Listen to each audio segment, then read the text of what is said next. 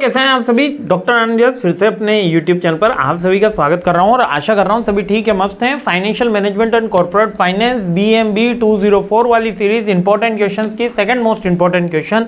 पहले क्वेश्चन के अंदर अपन ने फाइनेंशियल मार्केट से ही रिलेवेंट क्वेश्चन देखा था, सेकंड क्वेश्चन भी इसी से रिलेवेंट है। डायरेक्ट ये पूछ रहा है कि फाइनेंशियल मार्केट जो है जहां पर अपन फाइनेंशियल इंस्ट्रूमेंट्स की ट्रेडिंग करते हैं यानी बाइंग और सेलिंग होती है, उसको कौन से फैक्टर इफेक्ट करते हैं। जैसे कि आपका जो शेयर मार्केट है, आपका जो डेरिवेटिव्स मार्केट है, आपका स्टॉक एक्सचेंज जो रहेगा, बेसिकली मनी मार्केट जो रहेगा, इनको कौन से फैक्टर इंपैक्ट करेंगे। तो ये बड़ा इजी क्वेश्चन है ना। तो अपन इसको जस्ट कॉमन सेंस से भी लिख सकते हैं, जैसे कि शेयर्स को कौन से फैक्टर्स इंपैक्ट करते हैं, पॉलिटिकल फैक्टर्स इंपैक्ट करते हैं, ग्लोबल फैक्टर इंपैक्ट करते हैं, इकोनॉमिक फैक्टर इंपैक्ट करते हैं, वही आंसर है।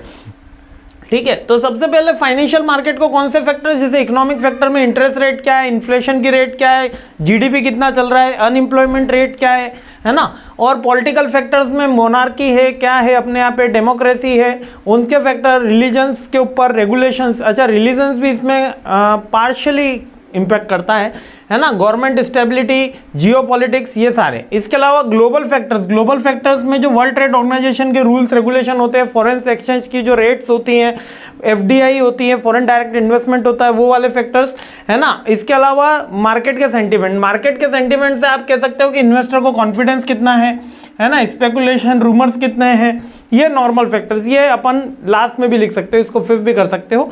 ठीक है, जो साइकोलॉजिकल फैक्टर्स होते हैं जो फाइनेंशियल मार्केट को इनडायरेक्टली इंपैक्ट करते हैं, लेकिन इसका इंपैक्ट बहुत वाइटल होता है। जैसे कि किसी ने अभी हिडनबर्ग साहब ने रिपोर्ट लाए कि जो अडानी के शेयर है वो ओवर प्राइस करे हुए हैं, और बाद में सेबी ने रिपोर्ट निकाली कि नहीं, ऐसा कुछ भी नहीं है, ओवर प्राइस थे, लेकिन बहुत सारे शेयर ओवर प्राइस्ड होते हैं। तो हिडनबर्ग ने क्या करा, 20% शॉर्ट सेलिंग हुई उस दिन क्या हुआ, शॉर्ट सेलिंग से करोड़ों रुपए हिडनबर्ग के जो इन्वेस्टर्स हैं उन्होंने कमाए। कैसे कमाए, क्योंकि उनको पता था कि शेयर गिरने वाला है, तो उन्होंने शॉर्ट सेल करके रख लिया। शॉर्ट सेल का मतलब क्या होता है कि अभी शेयर जो है वो 100 रुपए का है, ठीक है, उन्होंने क्या करा, उसको 40 में बाय करके रख लिया है, 40 में बाय करके रख लिया है। या अगर सेलिंग पे टोटल में मैं बात करूं, अगर बाय नहीं करके रखा है तो सेलिंग में मैं बात करूं, उन्होंने कितने में बेच के रख रखा है, उसको 100 का शेयर है, उसको 90 रुपीज़ में सेल करके रख रखा है, 90 रुपीज़ में क्या करके रख रखा है, सेल। अब ये शेयर जितना नीचे जाएगा,